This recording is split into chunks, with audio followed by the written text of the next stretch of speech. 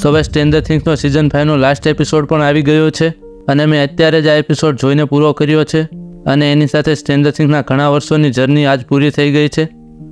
પણ શું આપણને એવી એન્ડિંગ જોવા મળી છે જેની આપણે આશા રાખી હતી? તો ચાલો આ બધા સવાલો ઉપર ડિટેલમાં વાત કરીએ.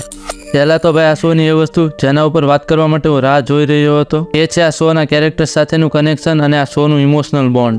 2016માં જ્યારે આ શો શરૂ થયો હતો ત્યારે ઘણા બધા લોકો એ વખતેથી જોવાનું ચાલુ કર્યું હતું. ત્યારે ઘણા લોકો અંડર 20 હતા અને એમાંથી અત્યારે ઘણા લોકો 29-30 વર્ષની ઉંમરના થઈ ગયા છે અને આ શોના પાત્રો પણ આપણી સાથે મોટા થયા છે. એટલે ભાઈ આ શો સાથેની ઇમોશન્સ એટલી બધી હતી કે ઇન્ટરનેટ પર હજારો થિયરીઝ પણ બની હતી. કોઈ કહેતું હતું કે આ બધું વિલનું સપનું છે, તો કોઈ કહેતું હતું કે માઇક જે ગેમ રમે છે એમાં તેની ઇમેજિનેશન છે. પણ મેકર્સે આ બધાથી કંઈક અલગ જ વિચારીને રાખ્યું હતું. સિઝન 5 શરૂ થાય છે ત્યારથી જ વેગનાનો ખોફ ચારે બાજુ હતો. પણ ભાઈ પર્સનલી મને એવું લાગ્યું કે વેગના જેટલો ખતરનાક ચોથા સિઝનમાં હતો એના કરતાં આ સિઝનમાં થોડો ઢીલો પડી ગયો છે. એવું લાગે છે કે મેકર્સ તેને હરાવવા માટે થોડા ઉતાવળા થઈ ગયા હતા. પણ આ એક કેરેક્ટર વિલ બાયર્સ, હા ભાઈ આ સિઝનનો અસલી હીરો વિલ છે. તેને જે સ્પેસ આપી છે અને જે રીતે સ્ટોરી સિઝન 1 સાથે કનેક્ટ કરી છે એ ખરેખર જોરદાર છે. તો ભાઈ કોણ ડેથ થયું અને કોણ બચી ગયું એના ઉપર વાત કરીએ એના પહેલાં વોર્નિંગ દઈ દઉં, જો તમે એન્ડિંગ ન જોઈ હોય તો એ જોયા પછી આગળનો વિડીયો કન્ટિન્યુ કરજો, કારણ કે આગળ થોડા સ્પોઇલર આપીશ.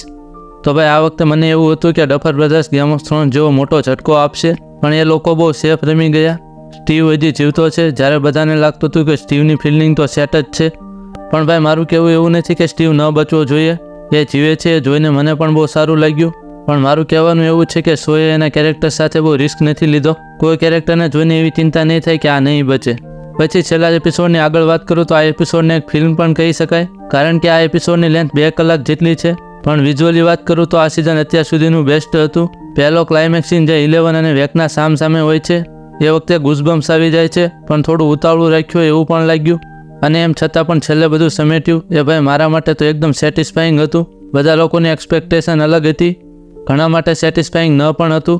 પણ ભાઈ અમુક શોઝ કરતાં તો આની એન્ડિંગ હું સારી જ કહીશ. અને ખાસ કરીને છેલ્લે એક સીન આવે છે જ્યાં માઇક રૂમમાંથી બહાર જતો હોય છે અને એની નાની બહેન હોલી અને એના ફ્રેન્ડ જે ટેબલ ઉપર માઇકને ગેમ રમતા હોય એ ટેબલ ઉપર ગેમ રમતા હોય છે અને એ વખતે માઇકને દેખાડે છે અને એ જોઈને જે એમ્પ્ટીનેસ ફિલિંગ આવે છે એ ભાઈ હું એક્સપ્રેસ પણ નથી કરી શકતો. એટલે મારા માટે તો ભાઈ આ શો એક ઇમોશન છે. સ્ટ્રેન્જર થિંગ્સ જેવા શો ઘણા વર્ષોમાં એકવાર બને છે અને આ લેવલનું ઇમોશન બહુ ઓછા શો ફીલ કરાવી શકે છે. એટલે સ્ટ્રેન્જર થિંગ્સ મારા માટે બહુ ખાસ છે અને ફાઇનલી અહીં આ શો પૂરો થાય છે. જો તમે સ્ટ્રેન્જર થિંગ્સનો સિઝન 5 ન જોયો અને આગળના સિઝન જોયા હોય તો તમારો સવાલ હોય કે આ શો જોવાય કે નહીં, તો હા ભાઈ ચોક્કસ જોવો જોઈએ. આ શો તમારી મેમોરીઝનો પાર્ટ બની જશે. ભલે આ શોની ending out of the park 6 ન હોય, પણ તે એક ઓનરેબલ ફેરવેલ છે. મને તો આ સિઝન ગમી. જો તમે સ્ટ્રેન્જર થિંગ્સ વિશે કંઈ ન જાણતા હોય અને તમે હજી ન જોયું હોય તો મારા કહેવાથી તમે એકવાર આ શો જોઈ લેજો, તમે રિગ્રેટ નહીં કરો. ભાઈ કે તમારું શું કહેવું છે કોમેન્ટમાં લખજો અને હું મળીશ આવા બીજા વિડીયોમાં.